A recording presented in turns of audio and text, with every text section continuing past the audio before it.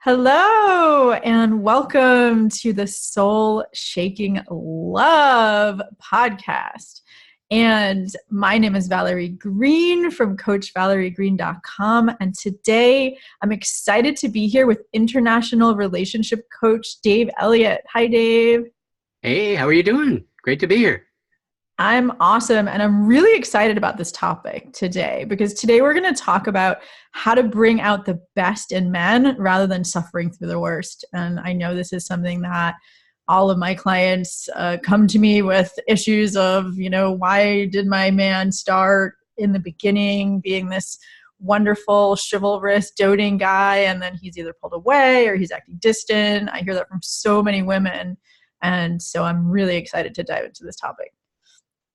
I am too. Sounds great. Yay. So I will tell you a little bit about Dave, and then we'll just jump in.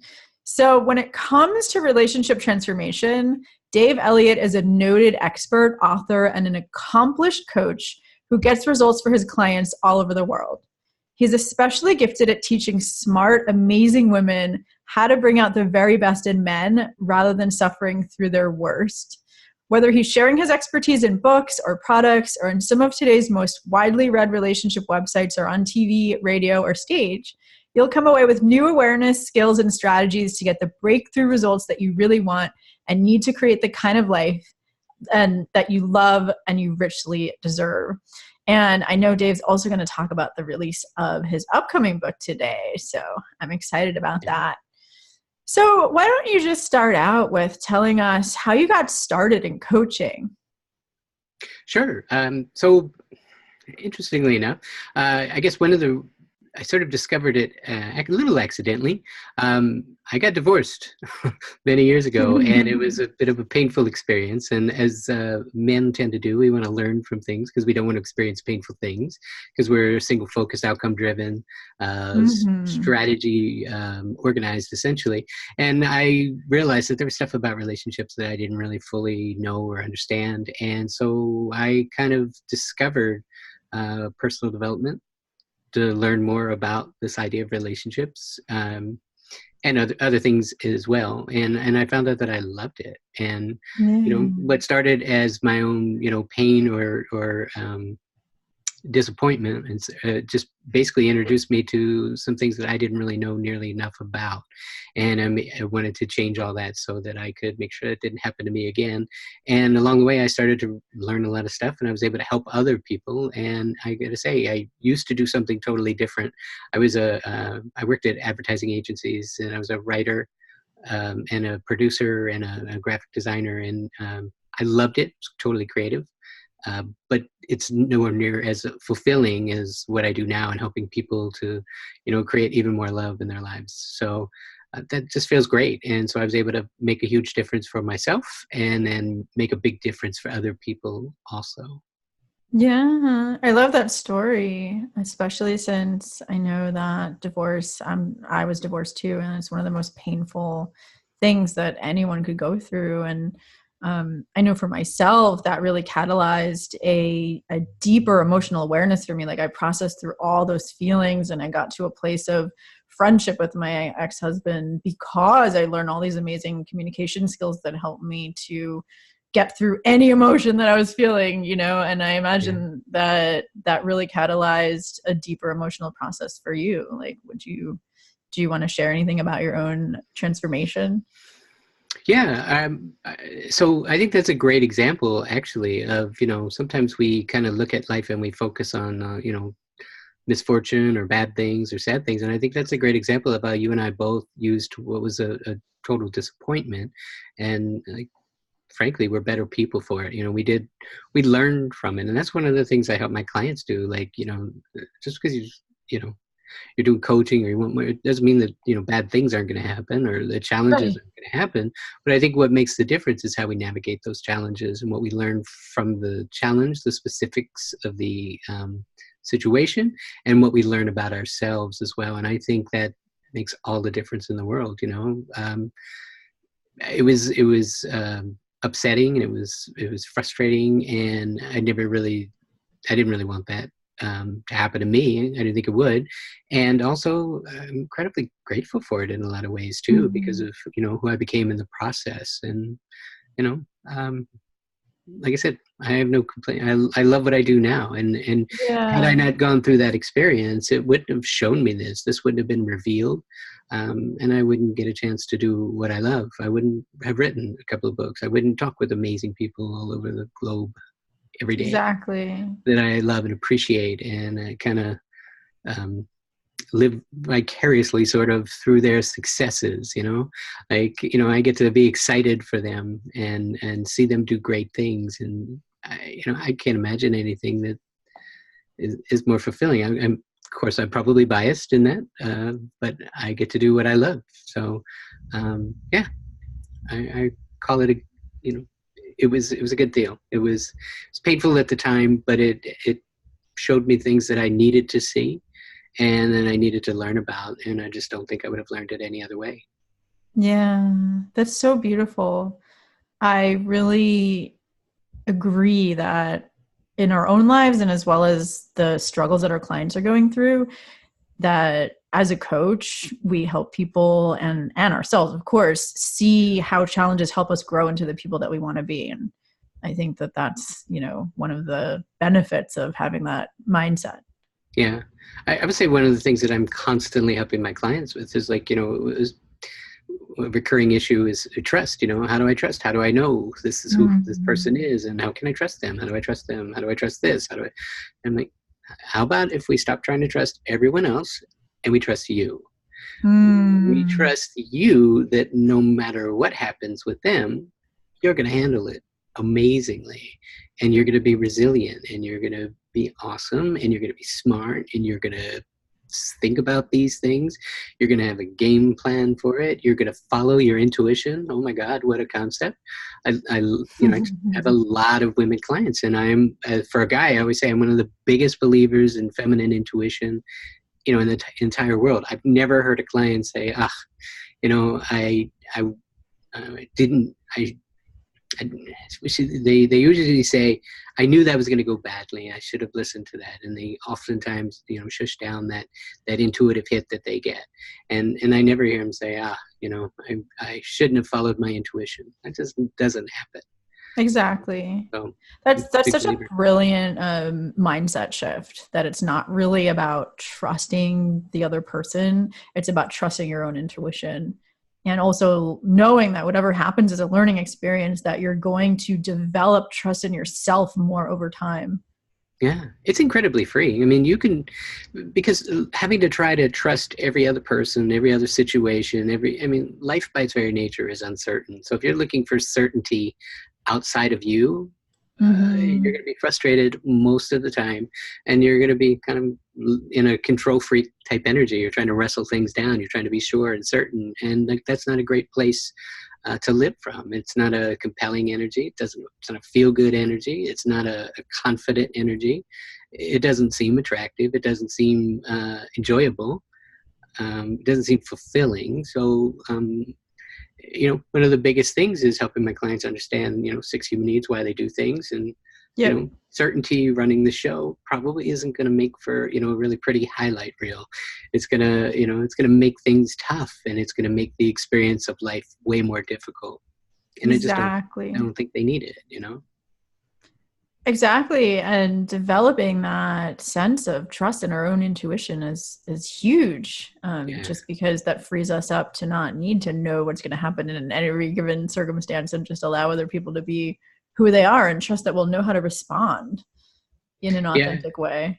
And I think it's, for the person on the receiving end of that too, if you're like, I had a client, married couple yesterday, going through some big trust issues, some suspicions and some real fears, and some really baseline stuff came up, and, kind of helped them walk through it too. And it's, it gets to some kind of ugly places, when you're in that. And it's so much more attractive and I guess pleasant to be in a relationship with someone that just knows their value and Mm-hmm. isn't so I'm going to use the word insecure, about, you know, their own value. And I think that's the beauty of having that trust in yourself rather than trust in everybody else. You know, like you just can't, there's nothing you could do. People have free will, and Right. they're going to do what they're going Exactly. to do. And, you know, no amount of, you know, trying to repress other people is really going to give you the certainty you want. I don't ever see that happen. I think the real, the real certainty comes from loving people where they are and allowing them to understand what their values are. And most people live within their own values. So, you know, Hmm. it's like trust but verify is great. But at the same time, I don't think we want everybody, you know, we don't want someone on video camera, you know, 24 hours a day, because it's exhausting and it's unfair and it's just not a great place for anybody. You know, it just doesn't feel good. Totally. Yeah. Are there any concrete steps that you can give for people to be able to develop trust in their own intuition and their own resilience, rather than try to get that certainty from the outside? Wow, that's a great question. I don't know if it's ever been asked so directly before. A lot of times I just kind of game plan it a little bit. Like I had one of my clients I'm working with on a really cool life plan that requires buy-in from our employers. And what I did is I just said, okay, what does it look like? What's your outcome? What do you want? And if they say yes, how are you committed to doing that?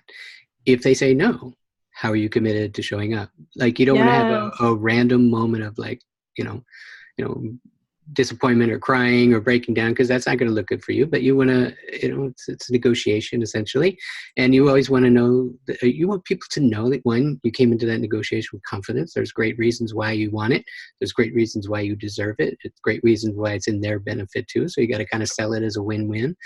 And I think that comes from game planning that entire thing out. And no matter what happens, you kind of expected it to happen that way because you have, Right.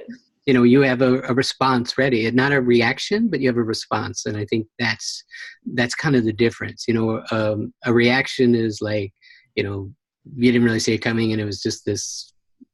What happens. But a response is, you know, it's almost like just being prepared for life because you've kind of considered everything.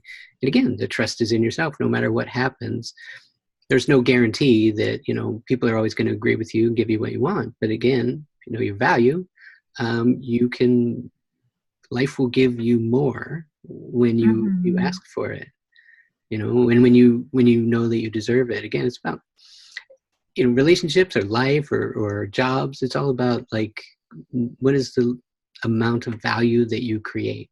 You know, like how much money do you earn? It's directly related to the value you create. Everything is. So again, when you get really clear on knowing your value, you'll negotiate a better deal for yourself in salary, in love, in, you know, Hmm. relationships, you know, getting your kids to behave, you know, that kind of thing. It's all absolutely related. It comes back to your value. Yeah, I totally agree. And I think that really relates to the topic that we're talking about today. When we consider this topic of what do men really want in a relationship, I think one of the top things is for a woman to really know her value. Absolutely. You know, masculine and feminine, it's a lot of what I teach about is understanding those different strategies, how they navigate the world totally differently. And the one thing, we have so many things we do so differently. The one thing that we agree on, we both find incredibly confident or incredibly attractive is confidence. You know, Hmm. a feminine is attracted to a man who is certain, who knows who he is, who is, you know, is direct and grounded and confident and secure in himself. And again, the same thing with a man who's attracted, or masculine energy is attracted to feminine, who is, you know, radiant and confident and just in a good place. So yeah, I'd say that's the one area where it really crosses over the most. Confidence is, we're just attracted to it. Definitely. Although I like the way that John Gray puts it. He talks about the difference between confidence being a masculine quality and self assuredness being the feminine correlate. Because confidence is this belief, at least how he talks about it, but I really like talking about it this way. Confidence is the belief that you can accomplish whatever you want, that you know who you are and you have the ability to get what you want out of life, that you know that you're going to succeed. Whereas self-assuredness is this belief that whatever your needs are, they're going to be met. So when you ask for what you want, like when a woman asks for what she wants from a guy, it's going to have a demanding tone if she's not sure that she deserves it, or she's not sure that the guy is going to give it to her. Like let's say you want your boyfriend to call you more, and you say something like, it would feel really nice to talk to you more often. If you are self-assured, you're going to say that in a way where you trust that even if he doesn't want to give it to you, even if he says no, that like your needs are still going to get met, that there's something in the way for him that'll dissolve over time, or you'll get that met from other places, or maybe if you're dating other men, it doesn't have to come from this one person right now. Right. But if you don't have confidence in your own value, and if you don't have that self-assuredness, then you're going to be more demanding. Then you're going to be like, I want to talk to you every week, and you're going to seem more demanding, and that'll push him away. So yeah, well, just saying, dictating the terms and tenor of the surrender, essentially. I want this, and therefore you will give it to me. That's not confidence. That's right. lack of confidence. Exactly. And I think that's an insecurity. Exactly. And I think also confidence isn't just, being cocksure about yourself. I think sometimes confidence is about playfulness. Yeah. There's nothing sexier than a woman who knows her value and is like, okay, she could be playful about it. And it's just like, oh, okay. It's not all like, I agree with a lot of aspects of confidence might mirror masculine take charge, making stuff happen energy.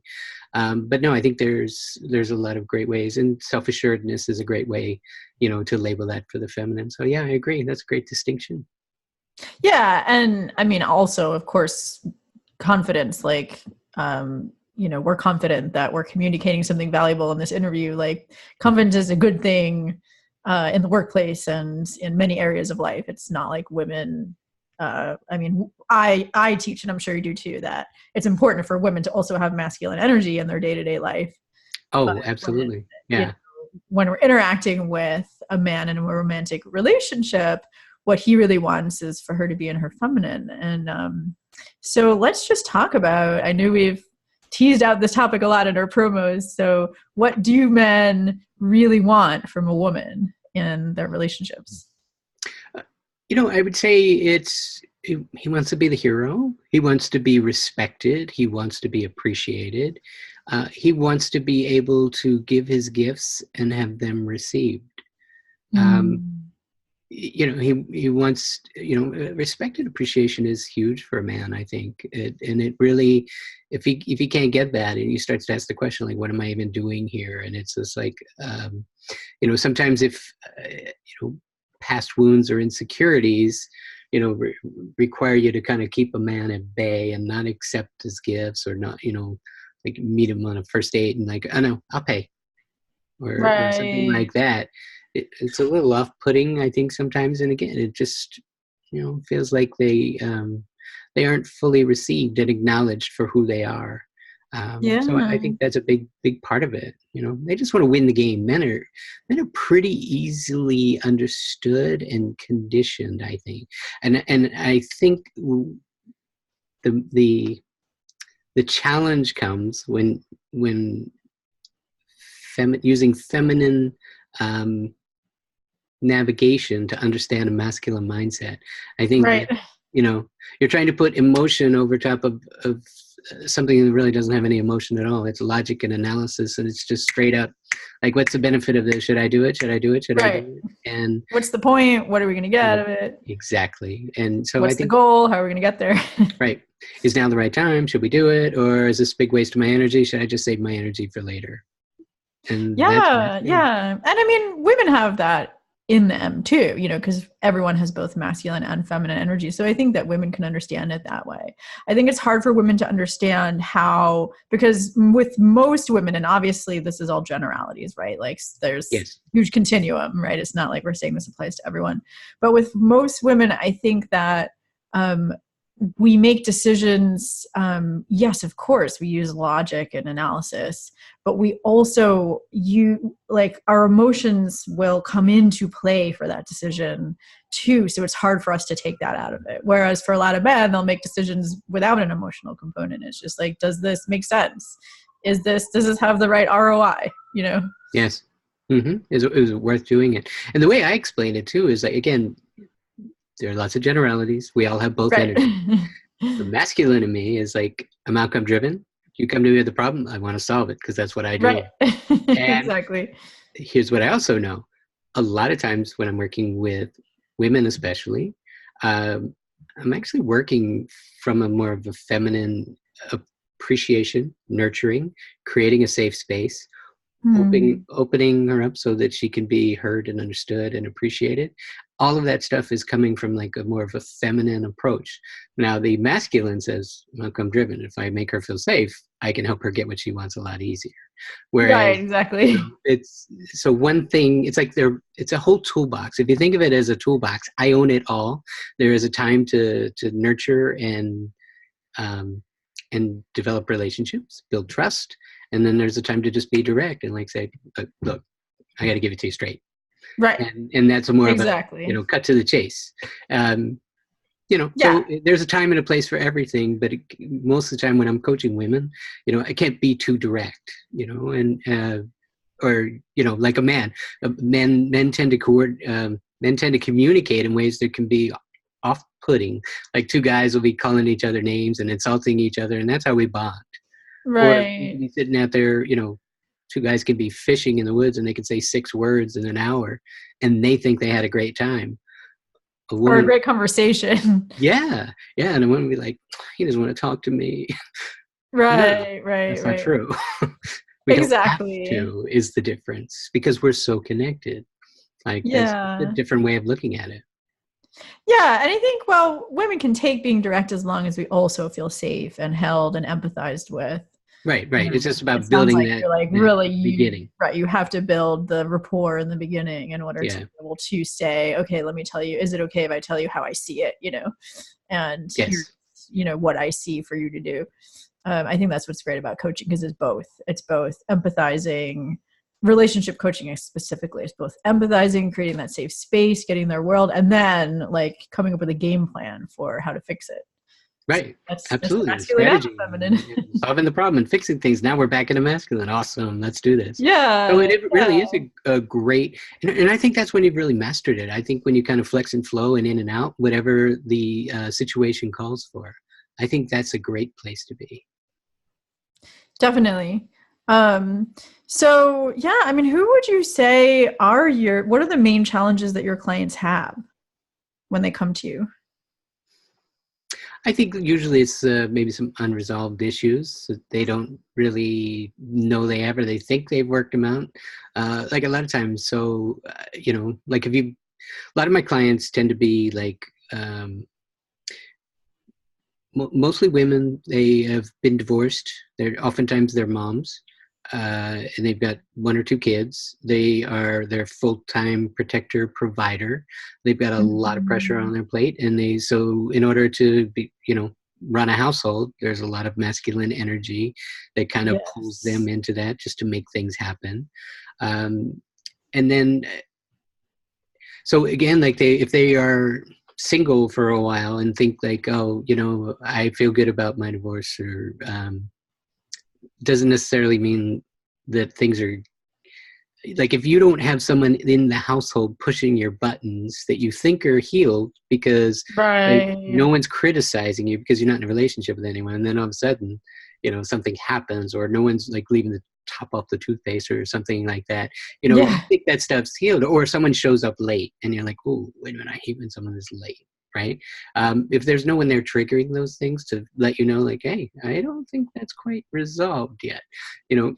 People make the assumption that, oh, no, I don't have any issues with that. Oh yeah, you do. So I help people understand the unresolved stuff.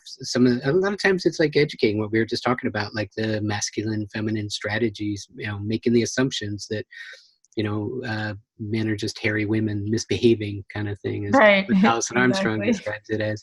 And, that's not the case. And again, that comes from just a misconception or a misunderstanding, that's, that comes from just not being aware. So it's usually like between those things, it's a new awareness, a new understanding, a new habit, or a new skill. Habits or skills or beliefs. Sometimes a lot of times I'll ask my clients, like when I'm first getting to know them, I'm like, fill in the blank. Men are blank, and like, what's the Exactly. first word that pops in? And and you get like cheaters, liars, players, jerks, not to be trusted. Like, ooh, okay, I see where we have some work to do.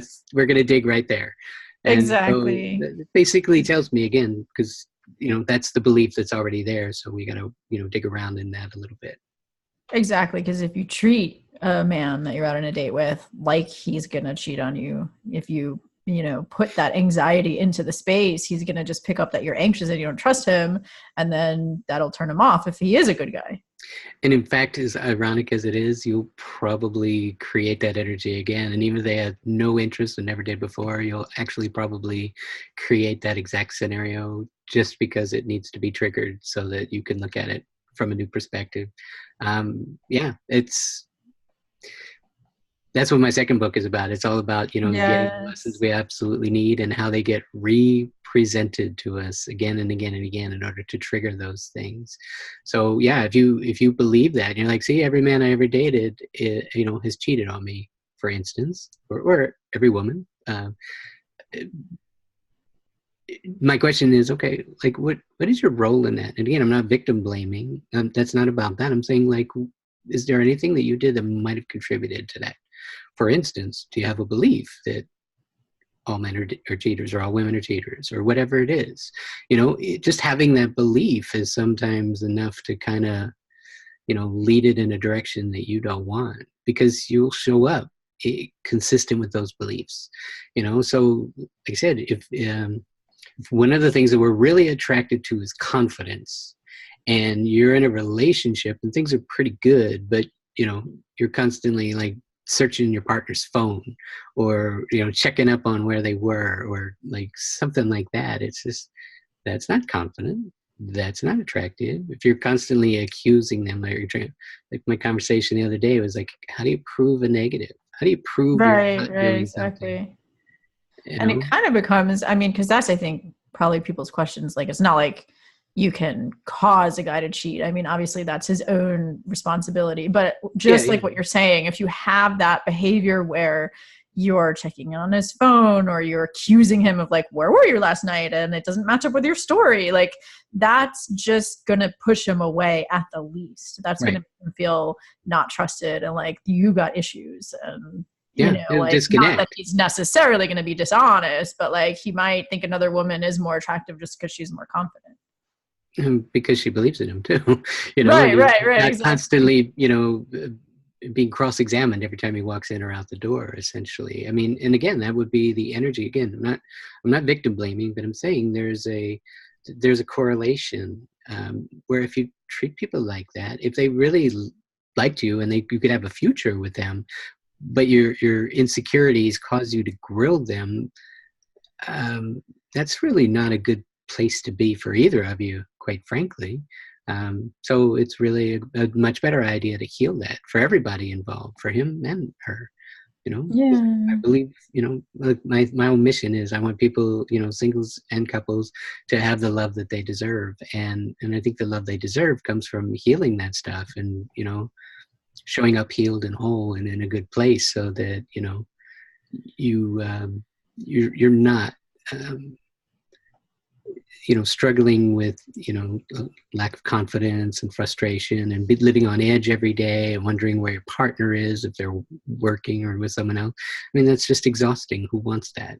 I don't Exactly. choose it. So Yeah. And so, how do you help people heal those unresolved wounds and insecurities that hold them back from having the love that they so desperately want? well, a couple of things. One, I help them again reveal it, so that they can see it. You can't heal what you didn't feel or what you don't know is there. So it's creating an understanding of it. And sometimes, ironically, one of the things I do to help make a big difference is actually help people see the benefits of it.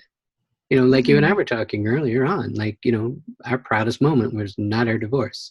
And you and I would not be talking right now if it wasn't for our divorce. You and I both found something we love. We are in better relationships now that we have learned, we have grown, we do things we love. These are benefits. These are real and tangible benefits. So, if you're cursing the past, you're not going to go confidently in the future. But, if I'm saying, what, that was my history, and that brought me here, and I love this place today because I wouldn't have known it any other way. I think now we're starting to talk about healing. Now we're starting to get in a good place, and just seeing the benefit of it. And I think that's the definition of depression. Depression is, you've got an entire bandwidth. There's tragedy, and there's euphoria and amazing good things. And depression is, I'm only looking at this. I'm only seeing the tragedy and what went wrong, and I have to totally ignore this. And that's the cost of that decision. It's definitely. It's a one-sided focus on everything you don't want, which is probably the least productive thing you could ever do. Exactly. And also, I mean, I think, like, at least the way I help people look at the positive is, of course, looking at the past and how you've grown from that and what you've learned from that and how you contributed and how you're making amends to yourself and all of that. But then also, I think it's important to look at the positive intention behind that belief or that behavior that you want to change. Look at, like, well, let's say, we'll use that example of not trusting the guy. That's trying to prevent you from getting hurt again. And so really, like, giving that part of you this validation for trying not to get hurt again, but really, like, what's the truth about that? Like, no matter what, you're going to get hurt. Your heart's going to get broken in a relationship. And how are you going to handle that when it happens? Like, being vulnerable with the person and really healing it together so you can grow closer. Or, like, what agreements can you create with your partner so that you soothe each other when you're hurt, and that makes you feel even more emotionally close. Like that quote that a broken bone heals stronger in the broken places, and it's the same thing with our hearts. Absolutely. That's such a good example too. And a great knowing and understanding that, like, all human behavior starts with a positive intent. Even if it's really negative intent, there's always a positive intent. And the other thing too is, when you really start to get it, it's really freaking predictable too. Right. Like, you can actually see it coming a mile away when you're like, what is likely to happen if this person is feeling like this on an ongoing basis? What are the possible options? A, B, C, or D, E, all of the above, right? It's really predictable. Like, I have clients ask me all the time, they'll say, here's what's going on, this, what do you think? And I'm like, check this. And oftentimes it's right, because, like I said, beings are predictable, and behavior leaves clues. Right. No, it's true. There's so many patterns, and the more people I coach, the more you see the patterns, and I can usually guess, like, when if I'm just coaching a woman, like, why the guy did what he did, what need he was trying to meet, and like what she could do to help him, inspire him to a different kind of behavior. Because it's like similar. I mean, obviously we all have unique stories, but there's patterns. Absolutely. And not as many of them as you would think either. Right. They just repeat. The names have been changed to protect the not so innocent. Right, exactly. I mean, although I want people to feel like we're all, of course, snowflakes. We're all individual. We're all innocent. And yes. Right. Again, like, all behavior comes from a good place, a good intent. And that, I really do believe that. So, Totally. And it's like, I think people's question when that happens is like, well, what do you mean? Like, what about when someone tries to hurt you? How is that coming from a positive intent? It's so, again, if someone is trying to hurt you, you could say, like, well, again, not knowing the situation is a little bit difficult, but so the positive intent of someone trying to hurt you is maybe they feel they've been wronged, and they're trying to get, salve their ego in some way, or sometimes, get some sort of feeling of justice that they believe has been taken from them, or something that they deserve. They want to, restore their ego in some way. Again, these are all positive intents. I'm not saying it's right. I'm not making Right. abuse right in any way. But again, it all comes from, here's what did I say earlier. We want to be seen. We want to be heard. We want to be appreciated. And anytime you take away any of those three things, you're going to have people respond. And sometimes that'll be in hurtful ways. And so, again, you understand, they just want to be seen. So they might. Right. And not like that. That means that we have to take abuse. Of course we can have strong Absolutely. boundaries. But at the same time, if like your guy's yelling at you and making you wrong for something, like how is he responding to being hurt? And if you can have empathy for his feelings and the need that he didn't get, then that's your first step towards resolving it, rather than like butting heads together. Most of the time, show me someone who's yelling. I'm going to show you someone who is not feeling heard. Again, I am not making it okay that you're just going to yell at people and you're going to impose your will and you're going to be disrespectful and a jerk. I'm not saying that. I'm saying usually there is a corollary and an understanding of what prompted the behavior. And, that's, in order to get past that, that's the time to get, okay, so what you're saying is, let me see if I understand what it is you're trying to say here. And if you take that tone down and you're trying to listen and you're repeating back and they say, oh, I'm being heard, I'm being understood. No, that's not what I meant. What I meant is this. So now they're paying attention. Like usually yelling stops. Again, I'm not defending boorish, rotten, bratty behavior. I'm just saying that there's usually an understanding is that people raise their voice when they feel like they're not being heard. Yep. Okay. It's so true. Yeah. So I want to bring this back to what we said earlier about how to bring out the best in men. So when men, when you said that they need to be appreciated and respected, and, they want to feel successful and winning the game and making you happy, let's come up with a few examples so that we really make that grounded for people. Because I know that the way men need to be respected is similar but different to how women like to be respected. Would you agree with that? Yeah, I think so. So like men want to just win the game. Like they want to be received. Here's the thing: when my clients really oftentimes are taken aback when I say, a man really wants to make you happy if he can. And as long as he believes he can, like the best thing about masculine energy is like a man will go to the ends of the earth to make something happen if he believes he can. Like, show me a guy and say, look, you'll be partner in 2 years if you work 180 hours a week. Whatever, ridiculous. It's not possible. But if you say you do this many hours a week, you'll be partner. Right. We will do it. Do close to that, like if they think they'll get something out of it. Right. But then at the same time, the amazing thing about men also, we are energy conservation machines. So if we feel like we can never win the game, we can't make you happy, we'll be just like, whatever. Yeah. And we close up shop and we won't try. But like, that's the beauty of a man is like, they're just steady. And again, I think the other great thing is like, the other gift that a man can bring, if like understanding that feminine is about emotion. Sometimes the emotion is like a storm that washes over. Sometimes, you're upset about something or, really frustrated and you just, need to storm. The beautiful gift that a man could give is he could just, if he understands it, not all of them are good at it or understand it. If they stand in the middle of the storm and let the storm wash over, we know that the rainbow is on the other side. But, too often for men who maybe don't know how to do it or aren't experienced in doing it, or maybe, came from a, critical mom or something, they don't know how to do that, and they will try to stop the storm. It's like no, right, that's not the way this thing works.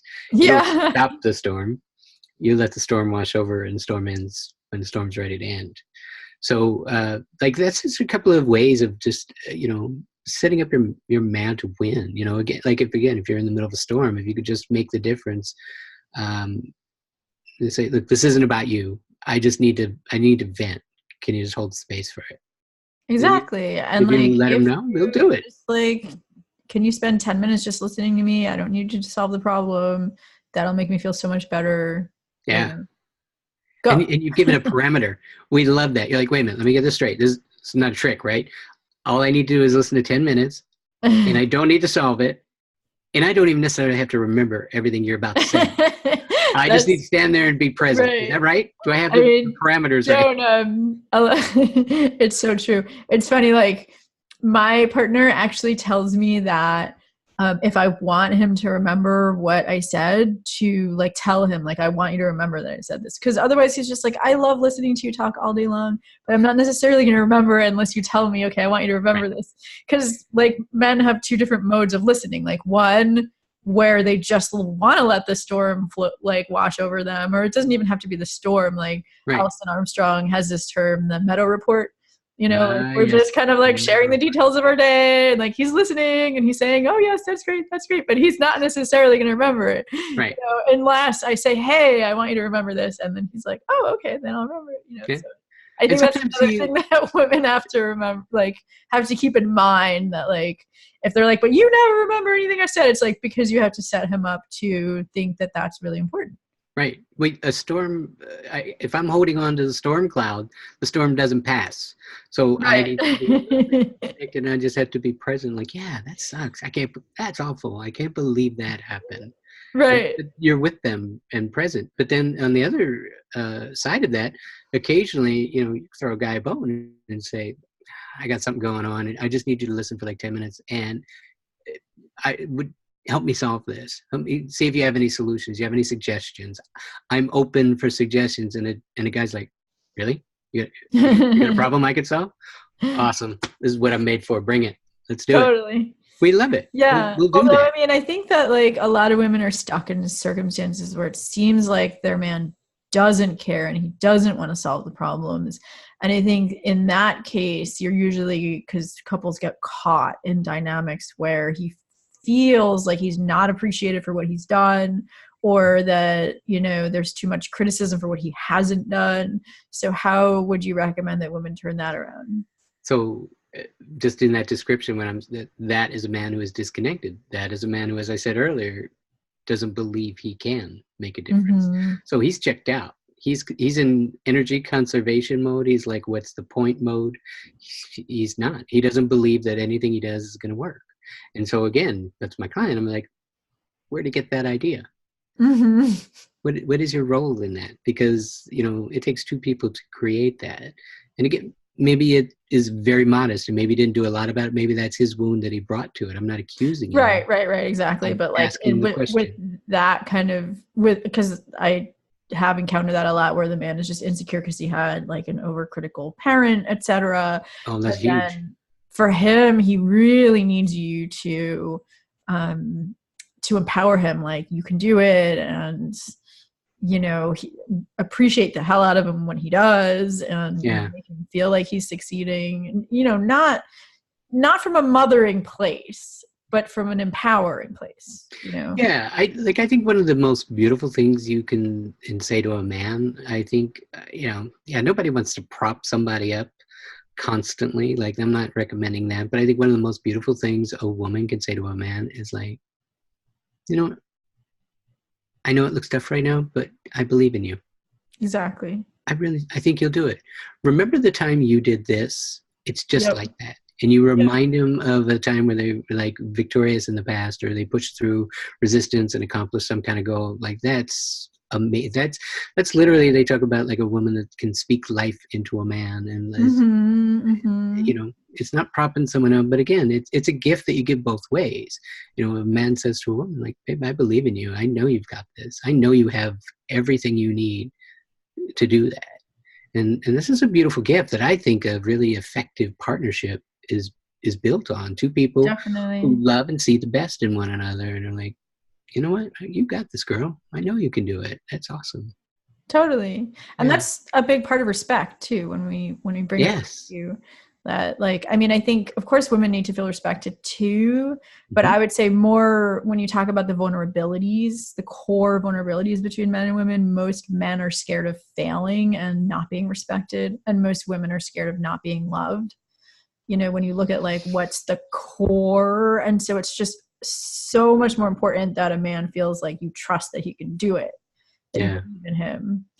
Yeah. And If he doesn't feel respect, respected, like, he'll usually check out because it's just yeah, too painful. There's no up from there. It's just, and then that's when they'll start, looking for, someone who does respect them or looking to have their needs met in another way. And sometimes it's work. That's the other interesting thing. In a relationship, one of the other intriguing dynamics, and I see this sometimes in my married clients, like sometimes anytime something or someone else seems more important than your intimate partner, that is trouble brewing. And like there have been situations occasionally, it might actually happens more than you realize probably, men can actually be jealous of their own kids because like before the kids, they were the apple of their partner's eye, and life revolved around them, and it was the two of them.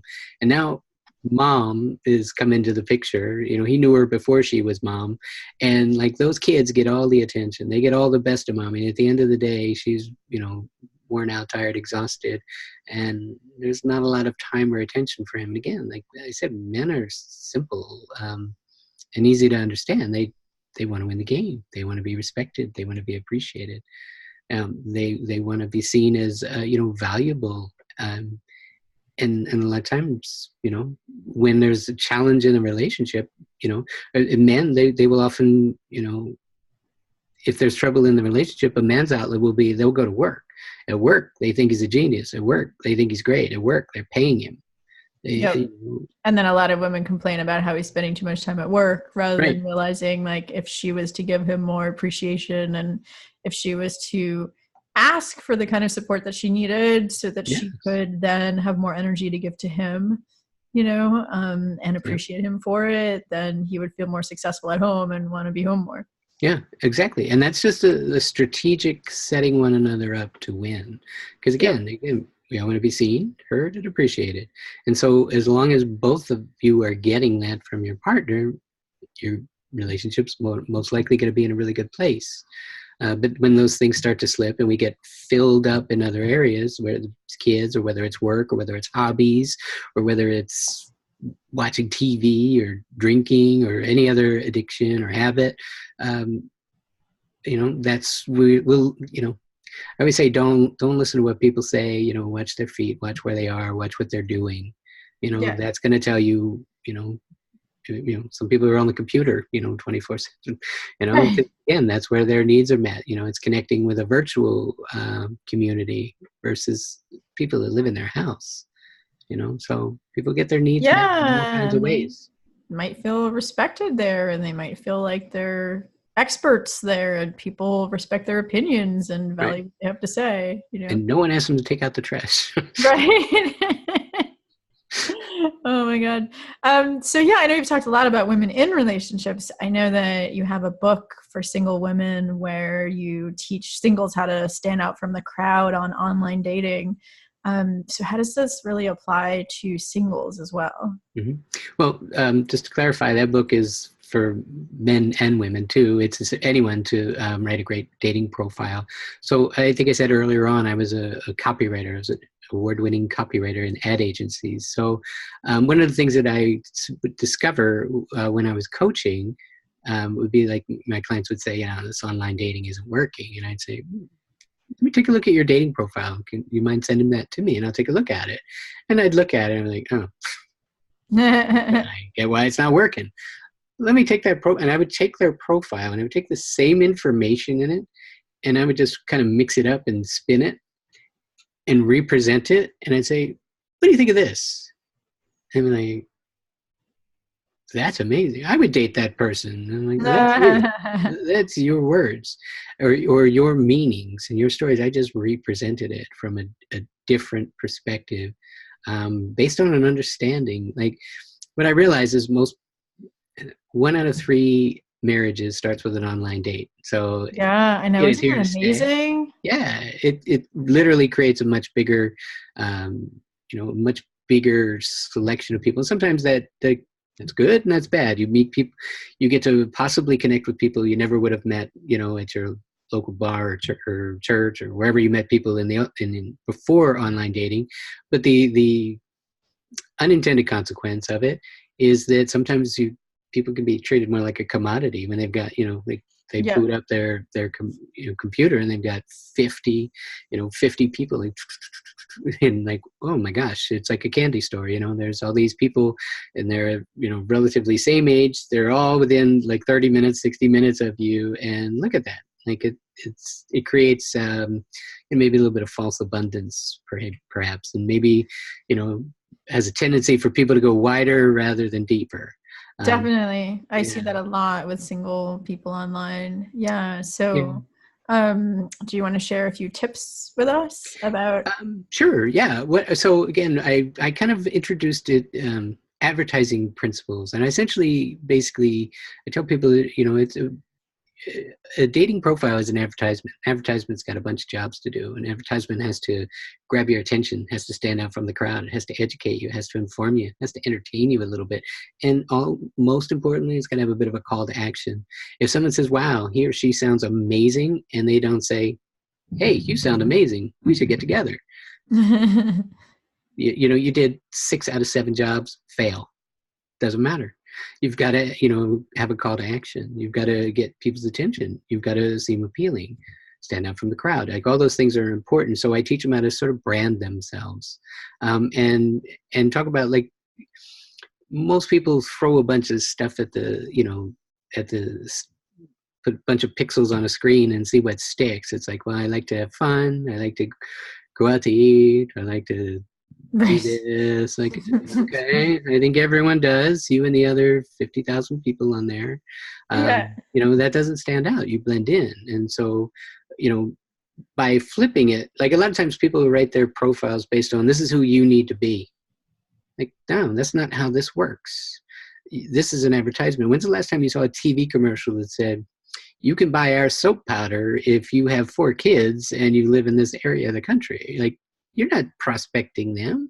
You're telling them what's the benefit to using their soap powder. What's the benefit to buying that car? What's the benefit to getting that toothpaste? Like, what is the brand benefit? What is the benefit that you bring to the table? Why do you stand out from the crowd? Why should someone take you out on Friday rather than those other 49 people that are on the screen next to you? Now, tell me. That's great. Yeah. So it flips it, and I just think it's way more effective, and it's compelling. And I think you get to know people in a better way. And there's a chapter in the book where I talk about, tell them why you're the best. And the best is an acronym that I talk about. And so the B is about, what's the benefit of dating you? Like, why should I date you? What's the benefit? And then talk about, who you are and what you love and how we have fun together. And then the E is the experience. What's the experience we're going to share? What do you like to do? What's fun for you? Where do you like to go? And S is about the sizzle. Like, that's the excitement. That's the sexy kind of cool thing. Like, what have you always longed to do? Like, if you had it all your way, like, what's your ideal goal? Like, where do you want to travel? What do you want to do? What do you want to experience? That's the thing that's really compelling. Like, you can, and lastly, the T is, what are the traits that you bring to the table? And again, if someone says, I like to have fun, I don't know what the hell that means. Right. What is fun for you? Or like, give me something. Tell me in a story.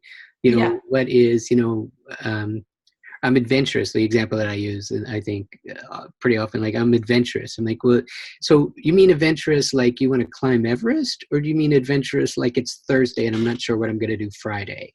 What kind of adventurous are we talking about here? Exactly. And show, don't tell, like. Exactly. And so that's a chapter 2 about painting a picture with words. Like, give me an example. Like, don't just say I'm adventurous. How specifically are you adventurous? Tell me an adventure you want to go on. And like, a lot of times, like, I give I talk about that in the chapter, and someone will say, well, you know what? I've always wanted to scuba dive in the Great Barrier Reef. And guess what? If you put that in there and someone else says, scuba dive the Great Barrier Reef, that freaking sounds awesome. I want to talk to that person. Yeah, exactly. Bam. You pulled them right in. because you spoke to them in their language and you painted a picture with words about who you are.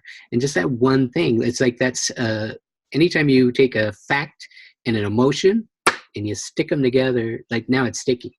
So Yes. an adventurous girl who wants, or a man who wants to scuba dive the Great Barrier Reef, I'm in. Let's get together. And that's also something that they can pick to reach out to you about. Exactly. So like, You got their that really attention. stood out to me, right? And that's going to make them stand out from all the other people that reach out to you and say like, nice smile or whatever. Exactly. You know, that's the thing. And you really, you know, you're starting to understand values and like, you know, talking about things and goals in common. And like, that's a really great way to get to know someone. Like, what are your aspirations? Mm-hmm. What do you want your life to look like? You know, again, that's a way deeper thing than I like to go out to eat. Right. Yeah, so does everyone. Right, exactly. And a man's gonna hear that, like, yeah, so that's gonna cost me. Like he's just gonna hear, like, now I gotta pay. Got it. You know. Exactly. It sounds like a fascinating book. I'm definitely going to post the link to that in the comments of the YouTube video as well as in the show notes to the podcast. So Awesome. that's Thanks. exciting. And I know you have other resources. Like I know you have a new book coming out soon. So what's that one about? I'm excited about that one too. And I sort of alluded to that earlier when we were talking about, you know, people who come into relationships with their unresolved wounds or issues. Mm. And the truth of it, most of it comes from like childhood, your first 7 years of life. You come into the world and your entire model of the world is created. Is it a wonderful world where you're nurtured and loved and everything that you could ever possibly want is provided because you're awesome? Or is it kind of a crap world where nobody really cares and you're on your own and it sucks and blah, blah, blah, blah. And so whatever story is created, and again, this story doesn't have to necessarily be accurate because it comes from a child's mind Point of view, right? Exactly. Yeah. So like a great example is like, I said earlier, if someone believes that, something or someone else is more important than them, you know, trouble is sort of brewing.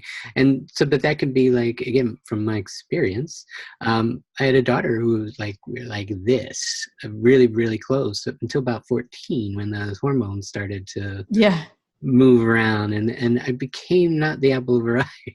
And her big complaint was that, I worked a lot, and her belief was that work and, my brand new coaching career, or I wasn't even doing it as professionally. I was just learning about it back then. She felt like those things were more important than she was.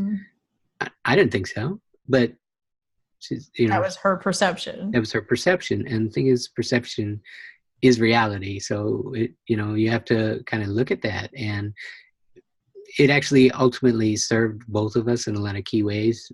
It's painful, learned a lot from it, but again, the perception is based on a lack of experience. A 14-year-old doesn't know that the reason Dad works a lot is because he felt bad and ashamed about you having to grow up as a child of divorce, and so he kept you in the same house.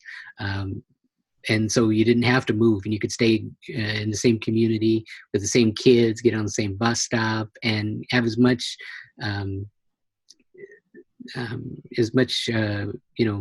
comfort level as possible, and as little disruption as possible. Like that's a masculine goal. Like I want to make this the best I can for her, but her assumption was that's not what's going on. Dad's working too much.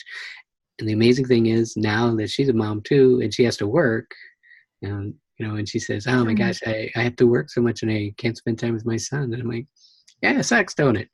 Yeah, exactly. Then they realize like what you had to go through.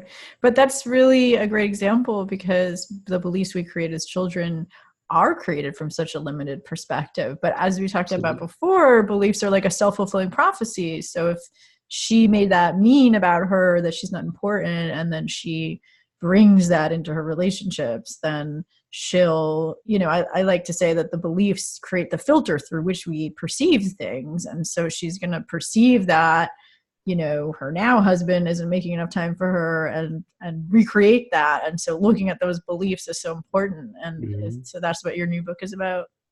Yeah, it's about sort of unpacking those things and understanding like what are the wounds that are kind of like hiding in plain sight. Like you don't see them because they're not really Amazing. visible, but it affects your behavior, and then understanding like what's the triggers and how to finally heal them. So the title of the book is "Same Shit, Different Date," and it's like so we're dating different people, but how is it that I keep having people who aren't available, or That's such how a is great title. yeah, I thank you. I liked it too. But I'm excited about the book, and there's just some good stuff in it, and I think it's really cathartic to understand that it's like because the tendency for people who it's all about why do you pick the same wrong partners over and over again and what to do about it. The prospect is it's not necessarily that most people's assumption was I constantly date men who are unavailable, there must be something wrong with me, every man rejects and abandons me. Well, it's like no, it's not the men, it's the rejection and abandonment that is the thing.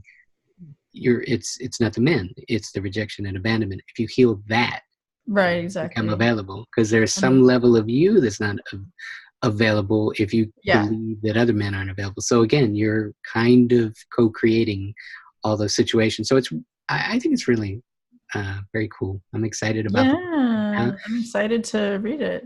Yeah, thank you. So yeah, I think there's a lot of good stuff in it, and I walk people through on sort of how to understand it, understand what your triggers are, how to heal it, how to like welcome in the right people for you, to get really clear on what's your role in it and how can you heal this and benefit from it. Like in the example that I gave with my daughter, um, the perfection of it. It didn't feel good at the time. I promise you, when my daughter went Yeah. from a raving fan to not a fan. The gift for me was like I was, had a bit of a pleaser in me, and like especially where women were involved. And well, let's just say she beat that right out of me, Yeah. metaphorically. And now I'm Right. not. Now, I'm able to stand in a place where I'm confident and grounded, you know, know my value. I'm doing the stuff that I teach other people to do. And, I don't need everyone to approve of me or my choices and what I'm doing. And I don't have to defend. And, I don't. So that was the gift for me. Like it made me, more powerful, resolute, and confident about who I was and what I bring, and what I need to apologize for versus what is not my stuff. That's not Yeah, that's not mine to do. definitely. That's So beautiful. And when we can look at swinging back to what we talked about at the beginning, look at our challenges as how we've grown from them, that makes you a more grounded, confident person. yeah, and it gave me the ability to stand in the middle of the storm, hold that basket, let that wash over, not have to defend, deny, and deflect. Right. So I was just able to then be a better dad, be a better Yep, partner, be a better grandpa now because she's got a son. So it all served. Again, it promise you didn't feel good in the moment, yeah, but it was hard miles in experience, but it served. definitely. Yeah, and I'll put the link to that book in the show notes in the comments as well, because I know that that'll be pretty soon. So whenever you Yeah, release it, I'll. still with the editor. I'm trying to get it out. I wanted to get it by Valentine's Day, so I'm Yeah, pushing to get it as soon as I can because I've actually got some speaking gigs coming up to go and talk about it and promote it. So, it's a um, great, great topic. thank you. Yeah, I'm excited about it. It's I've seen I've made some huge changes for clients based on just some of the assessments in the book and some of the things that I teach in there, and it's been a game changer. Really, maybe one of the most powerful, profound things that I've been sharing because it really gets Definitely. down to like it hones in to the root. I talk about that in the book too. It's like you just go out every night and pull the tops of the grass off, and then think you're weeding, and then the next day the grass is right back because it grows kind of overnight. Like you're not doing anything. In order to get real lasting change, you got to pull it out by the root, and Yep. and so that's where I help you really identify that right there. That's it. Yeah, let's get all of that, and it changes everything really. So really, really Definitely. I excited. mean, I know we've been talking for a while, but you let me know if you have time to share one of those stories, because I know stories are always really inspiring.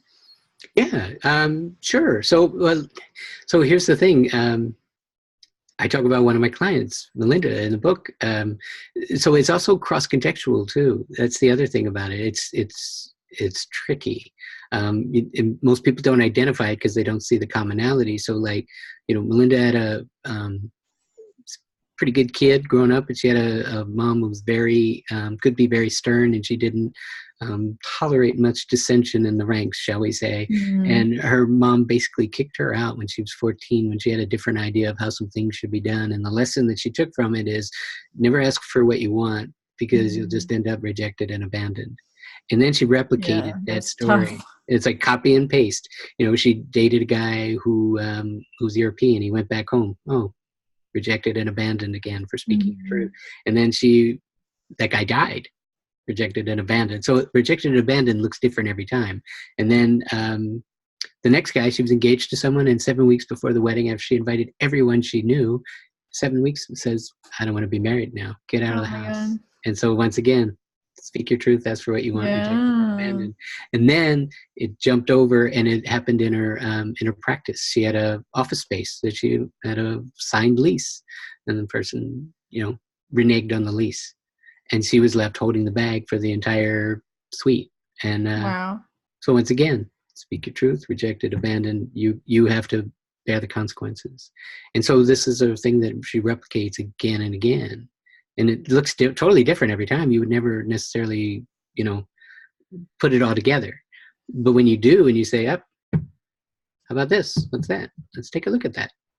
You know, and then you start to pull it apart, and you see how that is a Yeah. theme, and that theme has been running throughout. Again, most people don't see the theme. They see there must be something wrong with me because no one ever wants to be with me. No, that's not true. It's this unresolved wound that Yeah. you're kind of just copying and pasting and taking into each different relationship. And so when you make that visible and you see it, you're like, oh my God, I see that now. And I made it about me, it wasn't, Right. and again, I think that's a powerful part of healing, is helping them understand that, like, this is, what did I say earlier? It's predictable, it's understandable, it's not your fault. It's just here to serve you. It's here to show you something. It's here to teach you. And so my thing is get the lesson and move on. And I think that's a kind of a revolutionary thought in itself, rather than sitting and repeating the story to everyone who will listen, why men suck and they never stay, and blah blah blah. Like, no, that's not that's not the story. It sounds like the story if you repeat it again and again, but no, there's a better explanation. So Right. people need to, you know, have an explanation for why things happen. And sometimes their explanations have no correlation with facts, no correlation with truth. My daughter's belief that, she was not important to me, I understand how she came to it. I also know it's absolutely not true. Right. Exactly. Yeah. That's a really powerful story. And Yeah. It's powerful going through it too. It's painful. But again, that's one of the cool things too about, doing this work as a coach, and using your own experience to serve. And again, part of, Mr. Nice Guy who always wanted to seek approval. There was no way in the world I was ever going to tell that story. That doesn't exactly make me look good when I was more worried about what everybody cared about or what everybody thought about me. And now I'm just like, here's what happened to me. And it was difficult, painful, and I learned from it. And if someone else can benefit from it, I can just be authentic and raw and real about it and say, look, this might be happening to you in some way, or there might be some, corollary for you in another area of your life, where you'll start to see that concept of how, like a childhood wound about what we thought was true, how it might not actually be true when you kind of step up to another perspective and you look at it differently. When yeah, you have the wisdom of an adult, or you actually forgive it, you're no longer triggered by it. Like, it's totally. totally different. And so what became available to her when she did all of that work and saw that it was her childhood wound that was showing up again and again in her life? She got a relationship with her dad back. She Mm. got a great grandpa back. Oh, And like I said, grandpa got a beautiful ability to not have to try to get everyone to love and approve of everything, and just stand in the breach and hold the space for people who might be upset about something that may or may not have to do with me. But I got it. I got the message. Like I said, it healed that part of me that was raised to be a pleaser, to do what right. mom said. Totally. So there's such a amazing, rich life available when we do this work. I mean, I know I've had the same kind of stories with my own life and my clients as well.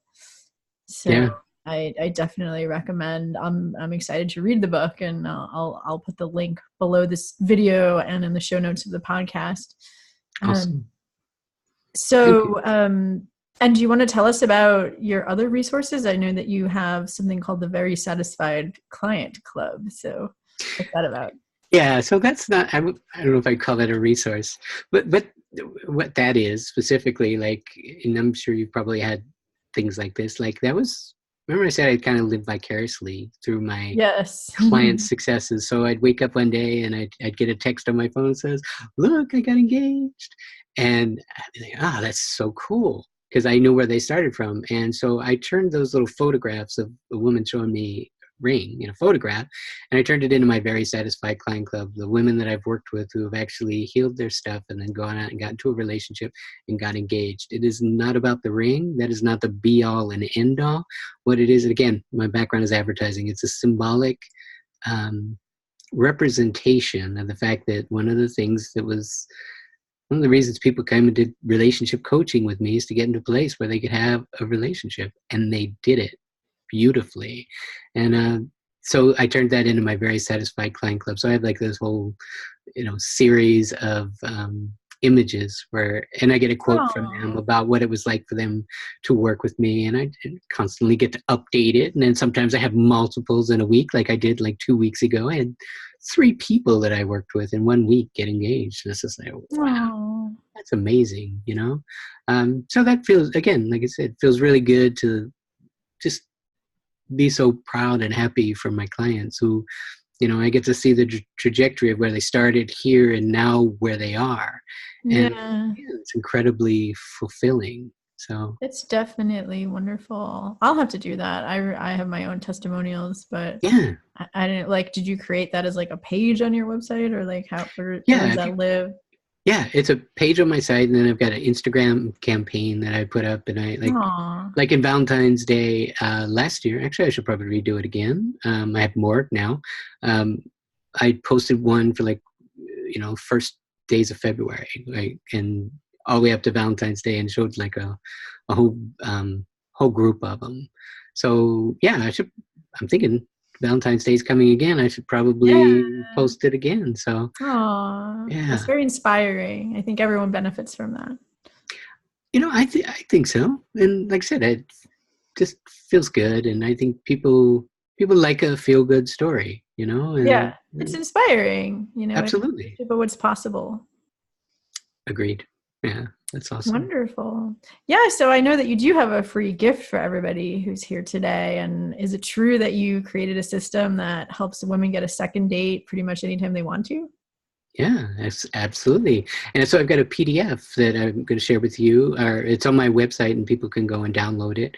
Yeah, it's called the second date formula, I think it is. Yeah, basically, so I'm sharing with clients how they could, one of the biggest challenges that I help them with is like they go on dates and they're nervous and they're flustered. They don't know what to say, and so they maybe don't come across as as eloquent and elegant as they might like, because again they navigate by emotion, and they're like hard to be really present in a conversation when you're like worried. Do I look okay? What should I say that? Oh, I wish I hadn't said that, and all those kinds of things that are going on in the background. So I put this thing together to help them come from a really grounded, centered place, understanding men, how to make a great first impression, and how to make it way more enjoyable to go on that date. And essentially, again, like I did in the book, we go into it with the wrong outcome. I think it just kind of skews everything. So the outcome is not to get a second date. The outcome Right.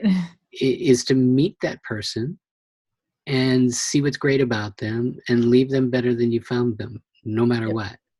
And Yeah. so I basically teach them how to do that.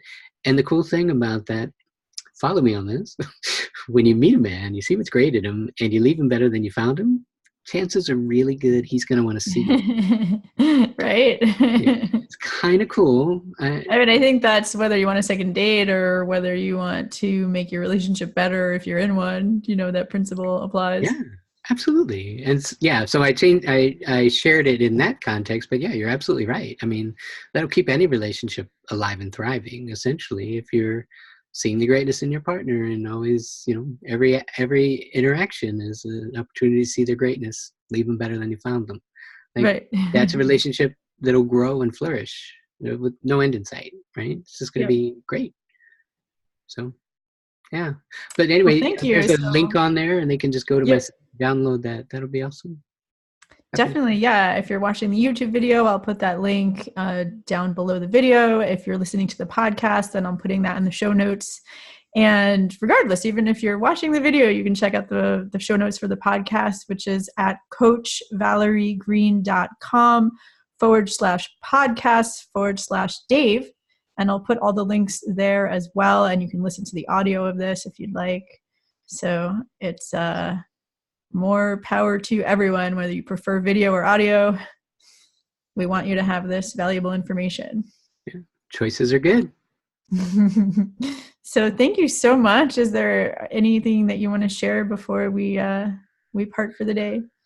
I think we covered a lot of ground. We did. I know. Whether you're in a relationship and want to make it better, or whether you're single and you want to attract a partner. Yeah. I just say thank you. I really enjoyed the time. It was great. You're an awesome interviewer. You ask great questions, and it's just a really beautiful give and take. So I really enjoyed it. Thanks so much. It's great to spend time with you. Likewise. It's just been a joy and a pleasure, and I could keep talking to you forever. So Yeah. that's Thanks for doing what you do as well. It's awesome. It's rewarding. So likewise. Yeah. I could talk about these topics all day, and I'm sure you could too. So to be continued. And absolutely. I hope that everybody leaves feeling their hearts full of love and confidence that you can have the relationship that you want. Absolutely. That's the takeaway. I think that was some time well spent for sure, and well invested, I'd say. Definitely. So Awesome. till next time.